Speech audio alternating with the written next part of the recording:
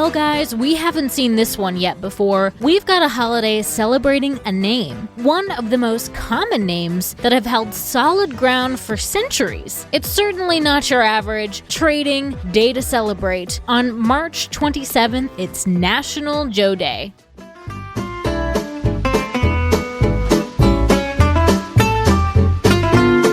Welcome to Taco Cast Podcast, Every Day's a Holiday. No, really, it is. Did you know that literally every day is a holiday? I don't know about you, but I love having a reason to celebrate every day. Whether it's your favorite foods day or something else totally random, happy holiday to you. I'm guessing this holiday was started by someone boasting the name, as origins are pretty shaky here. For centuries here in the US, the name Joseph has been in the top 10 most popular names, with about 350,000 people carrying the name. Even if you're not a Joseph, but a Joey, Josephine, Joanna, Joe, or Jody, this day's for you too. There's a lot of fun idioms and phrases with the name Joe. From Lucky Joe, Average Joe, Trader Joe's, G.I. Joe, Cup of Joe, Sloppy Joe, there's a ton to go around. Here's a little insight into some of these tidbits. Joseph Daniels, former Secretary of the Navy, banned alcohol and instead increased coffee. His name became intrinsically linked to the drink,